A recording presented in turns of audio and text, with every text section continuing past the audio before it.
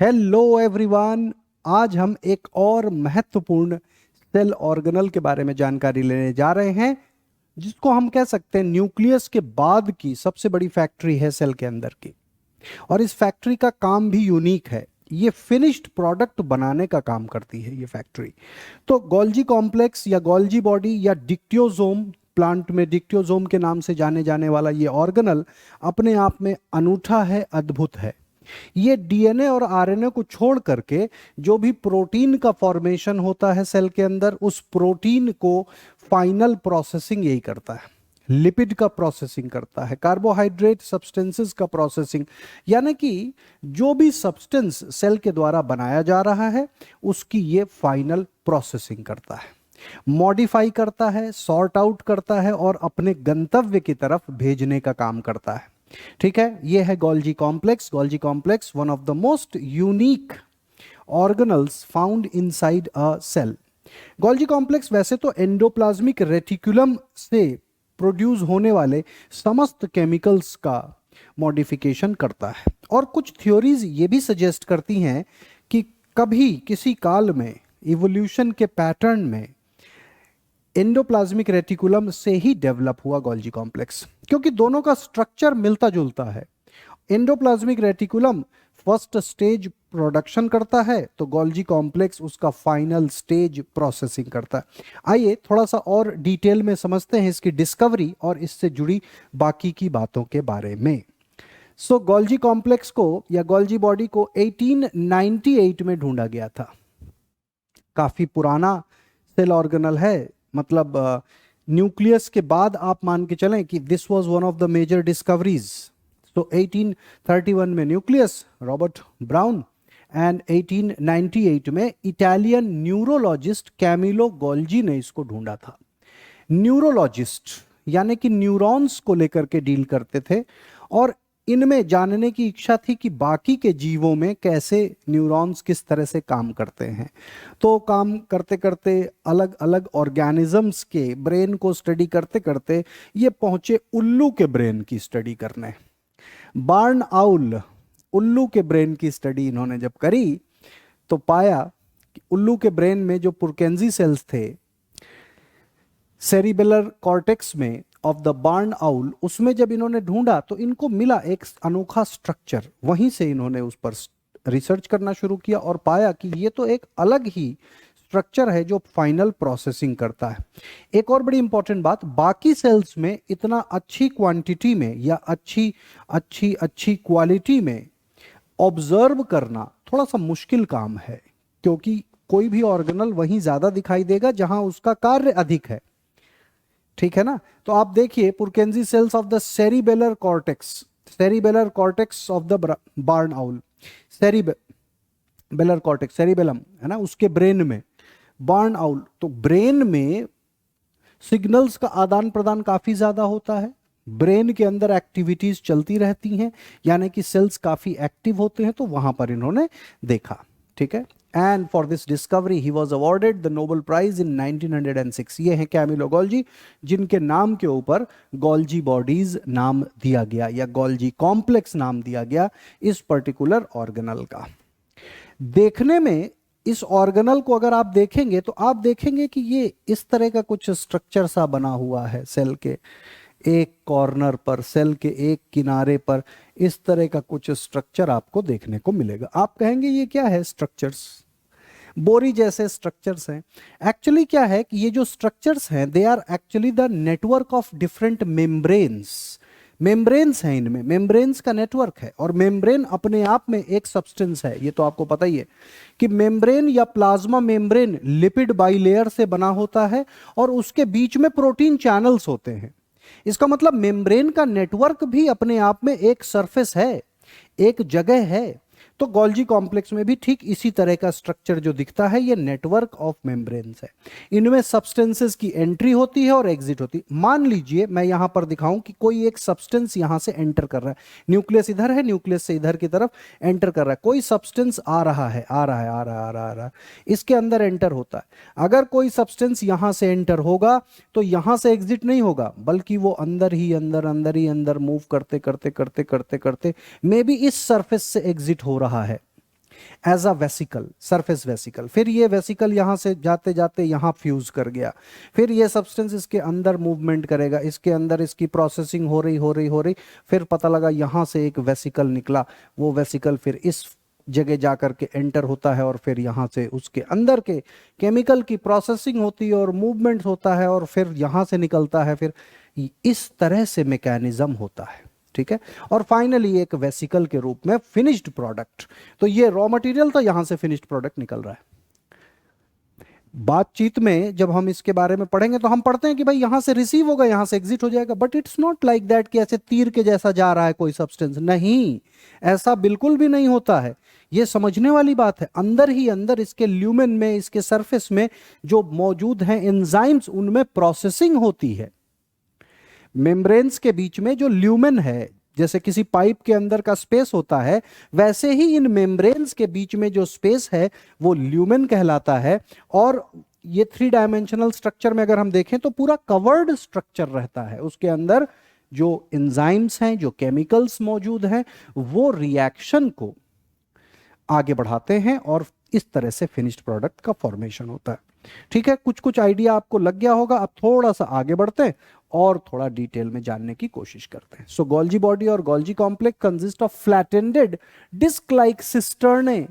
Cisternae container का नाम है, वेसिकल्स, वेसल्स जैसे वेसिकल्स कंटेनर का टाइप की सब्सटेंसेस का नाम, एंड ट्यूब्यूल, ट्यूब जैसी चीजों का नाम है। तो बोरियों जैसा, सिस्टर्न जैसा, कंटेनर जैसा, वेसिकल जैसा, ट्यूब जैसे स्ट्रक्चर से ये बने हुए हैं। ये देख लीजिए, मेम्ब्रेन्स ही तो है, इसको कट किया गया। ये एक 3 डायमेंशनल पिक्चर है। यहां पर आपको एंडोप्लाज्मिक रेटिकुलम दिखाई दे रहा है, उसके ऊपर छोटे छोटे डॉट्स के रूप में राइबोसोम्स, राइबोफोरिन्स के द्वारा अटैच्ड हैं एंडोप्लाज्मिक रेटिकुलम के ऊपर, वो भी दिखाई दे रहा है। और साथ ही साथ ये ग्रीन से कलर में आपको गोल्जी कॉम्प्लेक्स दिखाई दे रहा है। तो होता क्या है, जो भी सब्सटेंसेस यहां से बनते हैं वो ट्रांसपोर्ट वेसिकल, ये देखिए छोटे छोटे वेसिकल्स के द्वारा आते हैं और फिर इसके साथ फ्यूज हो जाते हैं और इसके अंदर के ल्यूमेन में फाइनल प्रोसेसिंग हुआ करती है। So Golgi complex found in all eukaryotic cells except RBCs. सारे के सारे यूकैरियोटिक सेल्स में पाए जाते हैं, आरबीसीज में नहीं पाए जाते। अच्छा, सिर्फ आरबीसी ही क्यों, सिर्फ आरबीसी ही क्यों? टू दैट एक्सटेंट जो भी यूकैरियोटिक सेल्स हैं जिनके अंदर बाकी कोई ऑर्गेनल नहीं पाए जाते, उनके अंदर भी नहीं पाया जाता, लेकिन किसी ना किसी फॉर्म में इनकी प्रेजेंस हो सकती है। तो सिर्फ आरबीसी ऐसा है जिसके अंदर बिल्कुल भी नहीं पाया जाता। ठीक है, इसके बहुत तरह के मॉडिफिकेशंस भी हैं। हम देखेंगे कि गोल्जी कॉम्प्लेक्स अपने आप में कई तरीकों से मॉडिफाई हो सकता है, अपने आप को मॉडिफाई कर सकता है। And if it is modifies then you can understand कि ये फिर अलग अलग फॉर्मेट में रहेगा, है ना। So modification of the Golgi complex could also happen, है ना। तो यहां तक सबकी समझ में आ गया। चलिए इसके मैकेनिज्म को थोड़ा और डिटेल में जानने की कोशिश करते हैं। तो गोल्जी कॉम्प्लेक्स को प्लांट में डिक्टियोसोम कहा जाता है and the term was coined by Perroncito in 1910। 1910 में पेरोनसीटो ने डिक्टियोसोम नाम दिया फॉर द प्लांट सेल्स। ठीक है, प्लांट सेल में इस नाम से जाना गया। This one is actually an animal cell. इसके अंदर प्लास्टिड आपको नहीं दिखाई दे रही, सेल वॉल भी नहीं दिखाई दे, प्लांट सेल में भी पाए जाते हैं, बट नाम डिक्टियोसोम रहता है। Golgi bodies consist of 3 to 20 flattened membranous sac with bulging edges called cisterns. किनारे किनारे के जो एजेस होते हैं वो बल्जिंग होते हैं, उनको सिस्टर्न कहते हैं। So now these membrane resemble ER, endoplasmic reticulum के जैसे ही लगते हैं। ये रिसेंबलिंग है, एंडोप्लाज्मिक रेटिकुलम से काफी ज्यादा मेल खाते हैं, but lack ribosome. Endoplasmic reticulum और नोटेबली रफ एंडोप्लाज्मिक रेटिकुलम के ऊपर राइबोसोम्स अटैच्ड होते हैं, जिनको हम प्रोटीन फैक्ट्रीज के नाम से भी जानते हैं। तो प्रोटीन की फॉर्मेशन वहां होता है, यहां चूंकि प्रोसेसिंग होती है तो यहां किसी तरह के राइबोसोम का कोई योगदान नहीं रहता। ठीक है, each cisternae is 15 to 20 nanometre thick and separated from other cisternae by 20 to 30 nanometre. तो ये इनका जो है थिकनेस है ना, 15 to 20 nanometre thick, and other दूसरे से सेपरेटेड रहता है 20 to 30 नैनोमीटर से सेपरेटेड है। नैनोमीटर्स माइक्रोमीटर से भी छोटा है, तो बहुत छोटे स्ट्रक्चर की बात हो रही है। Most cells have only one Golgi complex although some may have several. कुछ सेल्स में गोल्जी कॉम्प्लेक्स अधिक हो सकते हैं, बट ज्यादातर में एक ही होता है। ठीक है, Golgi complex is more extensive in the cells that secrete protein into extra cellular fluid. जो सेल्स हार्मोन का सिक्रीशन करते हैं, हार्मोन प्रोटीन से बना होता है, या एंजाइम का सिक्रीशन करते हैं, उनमें हम अधिक देखेंगे गोल्जी कॉम्प्लेक्स की एक्टिविटी, क्योंकि प्रोटीन को बनाता है एंडोप्लाज्मिक रेटिकुलम और उसके ऊपर मौजूद राइबोसोम। मेनली राइबोसोम्स ही बनाता है प्रोटीन को, है ना। सो एंडोप्लाज्मिक रेटिकुलम में थोड़ी बहुत प्रोसेसिंग होती है उस प्रोटीन की जो राइबोसोम बनाता है। राइबोसोम को प्रोटीन फैक्ट्री कहते हैं। Cisternae at the opposite end of Golgi complex differ from each other in size, shape, content, enzymatic activity and vesicle present. Simple सी बात है, गोल्जी कॉम्प्लेक्स के दो फेस होते हैं। एक फेस होता है, एक चेहरा एक तरफ न्यूक्लियस की तरफ, जिसको सिस फेस कहते हैं, और दूसरा प्लाज्मा मेम्ब्रेन की तरफ, जिसको ट्रांस फेस कहते हैं। इन दोनों फेसेस में, फेस यानी कि चेहरा, इन दोनों चेहरों के स्ट्रक्चर्स में फर्क है, इनके एक्शन में फर्क है, इनकी प्रोसेसिंग में फर्क है। सिस फेस को रिसीविंग फेस कहते हैं एंड ट्रांस फेस को गिविंग फेस कहते हैं। सो इट रिसीव सब्सटेंसेस या रॉ मटेरियल्स या initial product via cis face and final processing के बाद उसको रिलीज करते हैं ट्रांस फेस के द्वारा। मूवमेंट जैसे होता मैंने आपको दिखाई दिया, ठीक है ना। So there is a cis phase and a trans phase. The cis region composed of cisterns that face the rough endoplasmic reticulum. तो जो cis फेस होता है वो एंडोप्लाज्मिक रेटिकुलम या न्यूक्लियस को फेस करके रहता है, but the opposite concave exit face is the trans region composed of cisternae that face the plasma membrane. देखिए ये वाला जो फेस आप देख रहे हो, मान लीजिए ऐसा स्ट्रक्चर है, and here we have the nucleus. तो न्यूक्लियस की तरफ ये जो फेस करके दिख रहा है, ये कैसा है? ये कॉन्वेक्स है। आगे की प्रोसेसिंग होगी, क्योंकि 3 से 20 तक हो सकते हैं इनकी संख्या, और फाइनल जो फेस आपको यहां दिखाई देगा, इधर का फेस कैसा है? ये वाला तो कॉन्वेक्स है, ये कॉनकेव है। तो ट्रांस फेस कॉनकेव होता है। This is exit face, this is entry face. Entry and exit अलग अलग फेसेस से होता है। यहां पर तो न्यूक्लियस और एंडोप्लाज्मिक रेटिकुलम ही दिख रहा है। तो अगर यहां पर हम गोल्जी कॉम्प्लेक्स बनाएं तो समवट लाइक दिस, ऐसे करके इसके स्ट्रक्चर को हम ड्रॉ कर सकते हैं, है ना। ऐसे करके स्ट्रक्चर्स को हम ड्रॉ कर सकते हैं। This is nothing but the Golgi complex. यहां से आप समझ सकते हैं, ठीक है। तो ये तो दोनों फेसेस की बात हो गई। ये अल्ट्रा स्ट्रक्चर है, जरा इसको भी देख लीजिए। This ultra structure shows the cis face as well as the trans face this side. Trans face इधर है, सिस फेस इधर है, बीच में सिस्टर्ने है, और सब्सटेंसेस का मूवमेंट यूं ही होता है, यूं यूं यूं। So they keep on moving via this this this, finally ऐसे करके एग्जिट हो जाता है, ठीक है ना। So this is how it happens. So the entry phase receives and modifies proteins produced by the rough endoplasmic reticulum. Rough endoplasmic reticulum के ऊपर मौजूद राइबोसोम जो प्रोटीन को बनाते हैं, उस प्रोटीन की जो एंट्री होती है वो सिस फेस से होती है। मेडियल सिस्टर्न यानी कि बीच के सेंटर एरिया में जो सिस्टर्न, एक तो स्टार्टिंग, फिर बीच के सिस्टर्न, और फिर एग्जिट वाला लास्ट वाला।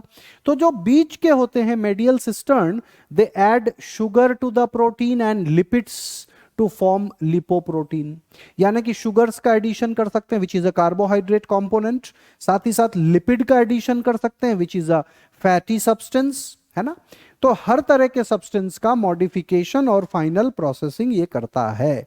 एग्जिट फेज क्या करता है? एग्जिट फेज मॉडिफाई करता है the molecule further and then sorts and packages them for transport to their destination. एक फैक्ट्री यूनिट हो, जैसे मान लीजिए जहां पर रॉ मटेरियल आता है, उस रॉ मटेरियल की फाइनल प्रोसेसिंग होती है, अलग अलग कंटेनर्स में पैकिंग होती है और रख दिया जाता है डिस्पैच के लिए। तो ये इसी तरह का काम करता है। रॉ मटेरियल आया, उसकी प्रोसेसिंग हुई, रॉ मटेरियल आया स्टार्टिंग फेज से, एंट्री फेज से, रॉ मटेरियल की प्रोसेसिंग हुई कहां पर, मिडिल फेज में, और final packaging and sending towards the destination होता है लास्ट वाले फेज से। ठीक है ना। So this is how it happens here. ये देख लीजिए, endoplasmic reticulum, rough endoplasmic reticulum, ribosomes, ये देख लीजिए यहां से प्रोटीन, ये रिसीविंग फेज, वो एग्जिट फेज, और बीच वाला जो एरिया इसको मेडियन कहते हैं, है ना। तो बहुत क्लियरली आपको समझ में आ गया कि इसमें 3 स्टेजेस में काम होता है, 3 स्टेजेस में काम होता है। प्रोटीन्स अराइविंग एट, आता हुआ प्रोटीन, जो प्रोटीन जस्ट आ रहा है, अराइविंग एट, पासिंग थ्रू, एक तो आया और फिर दूसरा पास कर रहा है, and exiting the Golgi complex do so through a series of exchanges between the vesicles. आपस में बहुत तरह के केमिकल एक्सचेंजेस होते रहते हैं वेसिकल्स के बीच में। Protein synthesised by ribosome on the rough ER are surrounded by a portion of the endoplasmic reticulum membrane which eventually buds off from the surface to form a transport vesicle। देखिए एक और बड़ी मजे की बात है यहां पर मैं आपको बता दूं, बनाता तो प्रोटीन कौन है, राइबोसोम है, लेकिन राइबोसोम कहां पर अटके हुए हैं, एंडोप्लाज्मिक रेटिकुलम के ऊपर। तो एंडोप्लाज्मिक रेटिकुलम की जो मेम्ब्रेन है वो उस प्रोटीन को एक पैकेट का रूप देती है और फिर वो एक वेसिकल बना करके आगे के लिए बढ़ा देती है। यानी कि मान के चलिए यहां जो भी प्रोटीन्स राइबोसोम्स बना रहे हैं वो यहां से एक पैकेट के रूप में, एक वेसिकल के रूप में निकला, और ये वेसिकल फिर आगे मूव कर रहा है, वेसिकल फिर आगे मूव कर रहा है, और ये वेसिकल यहां जाकर के फ्यूज हो जाएगा। फ्यूज समझते हैं ना, जैसे अमीबा में फूड को एनगल्फ किया जाता है और फिर उसकी एग्जिट करी जाती है। ये तो आपने पढ़ा ही होगा, 10वीं में भी पढ़ा हुआ था, अमीबा किस तरह से अपने फूड को एनगल्फ करता है। स्यूडोपोडिया बनाता है तो प्लाज्मा मेम्ब्रेन ही तो फ्यूज होती है। स्यूडोपोडिया में क्या होता है, अमीबा के स्यूडोपोडिया में क्या होता है, ये देख लीजिए, ये स्ट्रक्चर यूं यूं यूं बनाता जाता, इसके अंदर फूड है, फाइनली ये दोनों एजेस फ्यूज हो जाते हैं और ये कंटिन्यूअस हो जाता है, फूड इसके अंदर आ जाता है, फूड इसके अंदर आ जाता है ना। अभी इसके अंदर फूड है लेकिन एग्जिट ओपन है, ये खाने को इसने पकड़ रखा है किसी फूड सब्सटेंस को, बाद में फूड सब्सटेंस इस वेसिकल के अंदर आ गया, यही स्टमक का कार्य कर लेता। तो इन मेम्ब्रेन्स का काफी बड़ा योगदान है। यहां से धीरे धीरे मेम्ब्रेन बनती है। कैसे बनेगी, जैसे किसी, आपने देखा होगा साइकिल के ट्यूब में कभी कभी बल्जिंग सी आ जाती है, यूं यूं, आप देखें जरा, इस तरह से वेसिकल्स का फॉर्मेशन होता है और फाइनली ये जुदा हो जाते हैं, पृथक हो जाते हैं, अलग हो जाते हैं। देखिए यहां से थोड़ी सी बल्जिंग हुई, फिर यहां पर वेसिकल और बना और वेसिकल डिटैच हो गया, वही वेसिकल आगे का मूवमेंट का काम करते हैं। कैसा सुंदर मैकेनिज्म है, यानी कि जैसे जरूरत अपने हिसाब से इन्होंने अपना ट्रांसपोर्ट सिस्टम बना लिया, है ना, सच ए यूनिक सिस्टम। एंड ये भी सारी चीजें सोचिए, सेल के एनवायरनमेंट में इतनी सूक्ष्मता के साथ ये चीजें घट रही हैं, बड़ी अनोखी बात है। तो बायोलॉजी में सेल जितना अमेज करता है और कोई चीज उतनी अमेज नहीं करती। हम बायोडाइवर्सिटी पढ़ते हैं, इतने तरह के जीव हैं, अमेजिंग है, बट वो इतना अमेजिंग नहीं है कि जितना एक बारीक सेटअप में इतना डिटेल में चीजें हो रही हैं किसी सेल के अंदर, है ना, एक ऑर्गेनल के अंदर। सोचिए नाउ वर्किंग मैकेनिज्म में, the transport vesicle moves towards the entry face of the Golgi complex. यहां से देख लीजिए ट्रांसपोर्ट वेसिकल आ रहा है, यहां से, मैंने ये भी गोल्जी कॉम्प्लेक्स इधर से आ रहा है? इनकमिंग इधर से दिखा रहे हैं, इनकमिंग सिस फेस, हाँ ये देखो, ये सिस फेस इधर से इनकमिंग हो रहा है, एंट्री कर गया, और यहां से एग्जिट हो रहा है, सेक्रेटरी वेसिकल ट्रांस फेस से रिलीज हो जाएगी। ये 2D फोटो, ये 3D फोटो, ठीक है। So the transport vesicle fuses with the entry phase of the Golgi complex। Transport vesicle में आ रहा है जो भी सामान, वो आकर के यहीं फ्यूज हो जाएगा, इसी के साथ यूं पूरा सामान अंदर भेज देगा, फ्यूज हो गया इसी के साथ, जिस भी सरफेस पे जाकर के, जहां से भी हो रहा है। समझ रहे हैं आप? ये देखो यहां से यहां गया, यहां से यहां गया, ये देखिए यहां से यहां गया, यहां से यहां गया, यहां से यहां आया, मान लीजिए यहां गया, फाइनली फ्यूज हो गया, या यहीं फ्यूज हो गया, कहीं पर भी फ्यूज हो जाए उसको आप यहां पर समझ सकते हैं, क्योंकि कोई एक फिक्स रूल नहीं है कि कहां जाकर के फ्यूज होगा। That depends upon the chemical and the area recognised, है ना, जहां फ्यूज होना है। तो सिस्टर्न के अंदर सारा का सारा मटेरियल इसने भेज दिया। अब finally proteins are modified and move from the entry phase into one or more medial cistern, entry phase से बीच के फेसेस में जाएगा, बीच की लेयर्स में, और फाइनली ट्रांस फेज से बाहर आ जाएगा, है ना, via transport vesicle that bud from the cistern edges. एक छोटी सी बड के जैसा, जैसे एक कली निकलती है, छोटा सा स्ट्रक्चर बनता है और उसी स्ट्रक्चर से, वो देखिए इस पिक्चर को, धीरे धीरे धीरे धीरे धीरे धीरे एक बड के रूप में बाहर निकल आता है और फिर फाइनली वो बाहर रिलीज हो जाता है, just like a small bud, है ना। Now enzyme present in the medial cistern, बीच के जो सिस्टर्न्स हैं इनमें एंजाइम्स की प्रेजेंस है, इन बीच वाले सिस्टर्न्स में एंजाइम्स प्रेजेंस हैं, वही मॉडिफाई करते हैं प्रोटीन को, ग्लाइकोप्रोटीन बनाते हैं, ग्लाइकोलिपिड बनाते हैं, लिपोप्रोटीन बनाते हैं। क्या है ये भाई? Glycoprotein carbohydrate plus protein, glycolipid carbohydrate plus lipid, lipoprotein lipid plus protein. इस तरह के जो भी केमिकल सब्सटेंसेस हैं उन सब को ये बना देता है।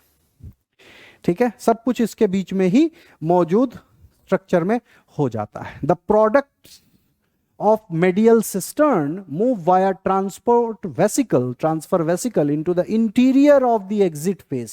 exit phase के अंदरूनी सतह पर पहले पहुंचता है, फिर बाहर की सतह में आता है। Within the exit phase the products are further modified and are sorted and packaged।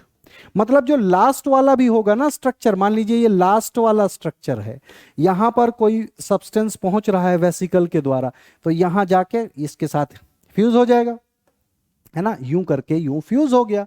जैसे ही फ्यूज हो गया, इसके अंदर का सारा कंटेंट यहां डाल दिया गया। अब उस कंटेंट की फाइनल प्रोसेसिंग होगी, वो धीरे धीरे धीरे धीरे बढ़ता हुआ आएगा और फाइनली यहां से एज अ बड निकल आएगा, है? आप देखें ये यहां से एज अ बड, है ना, ऐसे करके इस बड के अंदर सारा केमिकल सब्सटेंस आ गया, सारा केमिकल सब्सटेंस आ गया और फाइनली आप देखेंगे कि ये जो स्ट्रक्चर है ये वैसे का वैसा हो गया और बड यहां से डिटैच हो गया और इस बड के अंदर सारा का सारा material, final processed material present. It's a dynamic situation, इसको आपको समझना पड़ेगा, दिमाग लगाना पड़ेगा, सोचना पड़ेगा, फील करना पड़ेगा। इट्स अ डायनामिक सिचुएशन, ये चल रहा है। यहां पर मैं मूवी नहीं दिखा सकता हूं, मैं ही चल रहा हूं बस, यहां और कुछ नहीं चला। इट्स अ डायनामिक सिचुएशन, ऐसे करके आपको ध्यान में रखना है। नाउ जो फाइनल प्रोसेस्ड प्रोटीन हुई, प्रोसेस मतलब वो पूरी पूरी तरह से बन चुकी है, अब वो रिलीज होगी। Processed proteins leave the exit face in secretory vesicles, वही जैसे मैंने छोटे छोटे कंटेनर सर्कुलर स्फेरिकल वेसिकल बताए, सेक्रेटरी वेसिकल में they reach the plasma membrane, cell के प्लाज्मा मेम्ब्रेन पहुंच गए। जो प्रोटीन प्लाज्मा मेम्ब्रेन से बाहर भेजनी है, सेल से भी तो प्रोटीन रिलीज हो रही, enzyme hormones are being release, तो जो प्लाज्मा मेम्ब्रेन से बाहर जानी वो तो बाहर चली जाएगी। लेकिन hold on hold on hold on, सारी प्रोटीन बाहर नहीं जाएगी, काफी प्रोटीन तो प्लाज्मा मेम्ब्रेन के अंदर ही रह जाती हैं, because they are required there.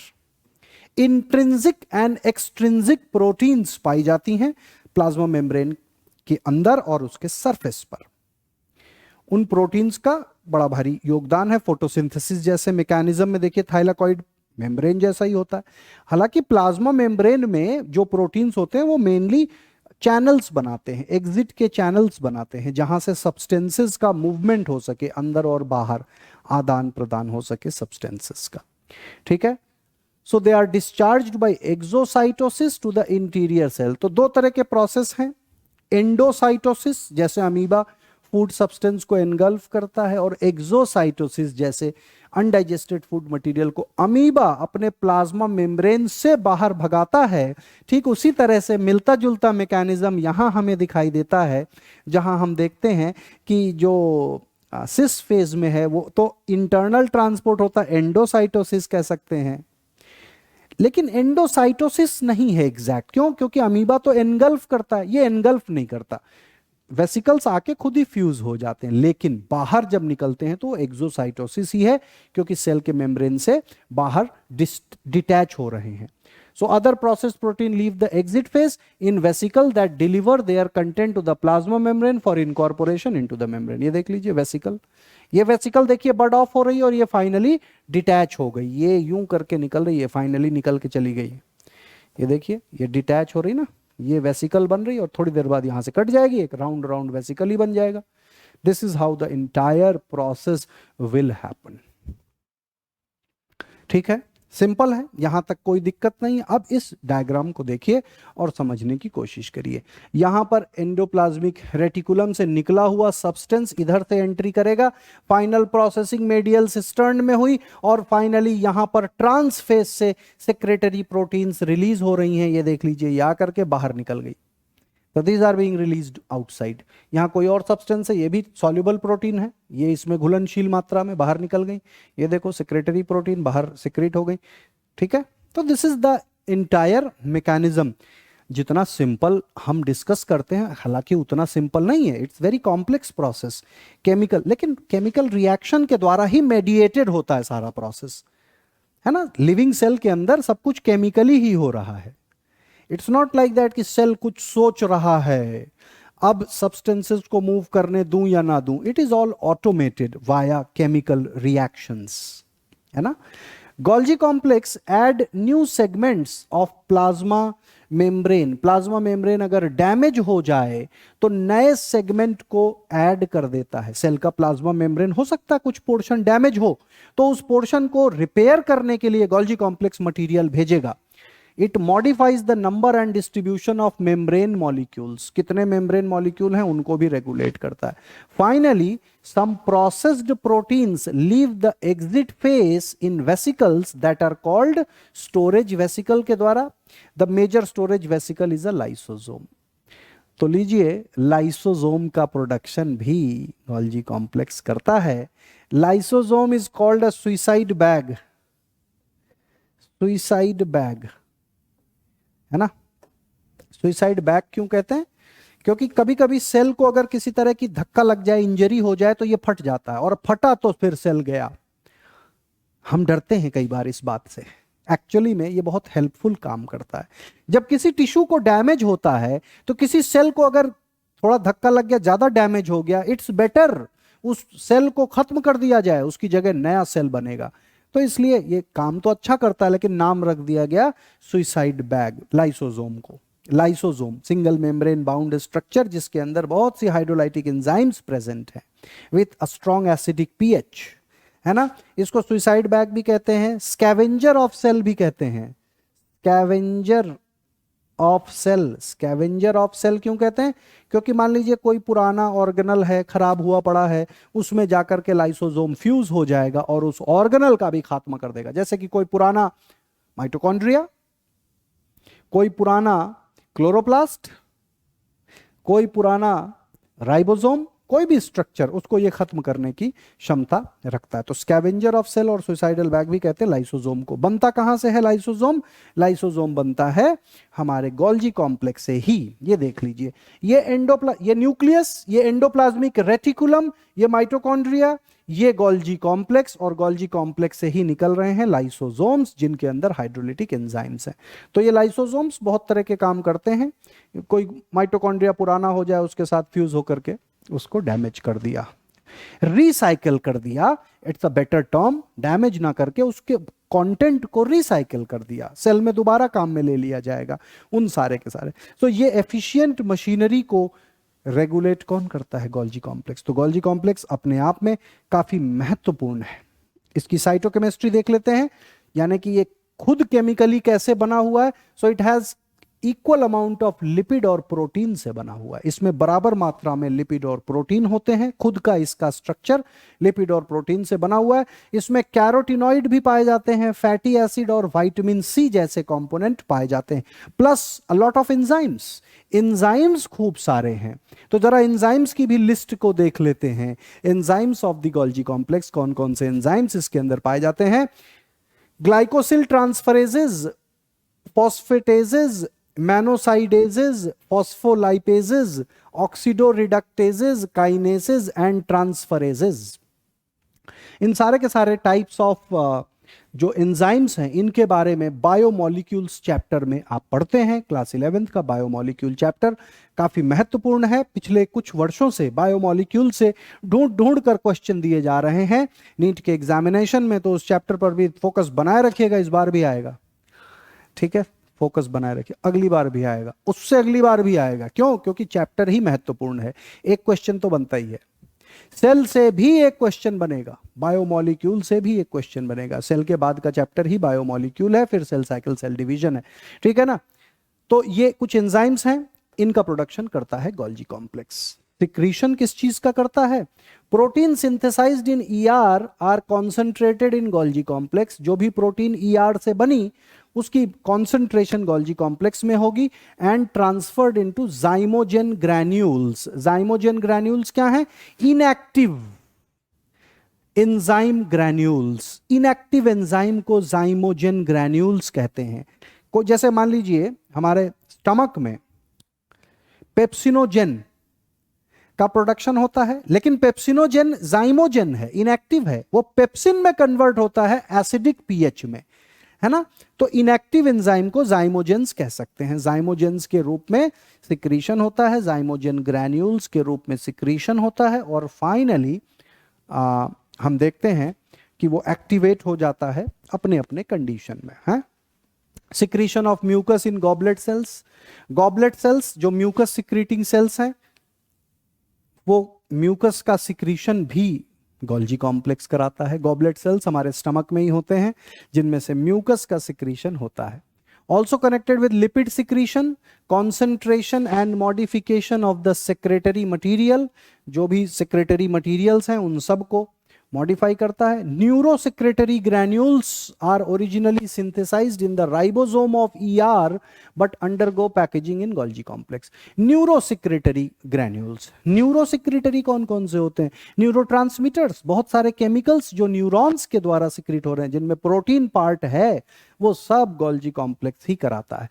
Plasma membrane का फॉर्मेशन भी करता है। Golgi complex has role in the synthesis of the carbohydrate part of the plasma membrane.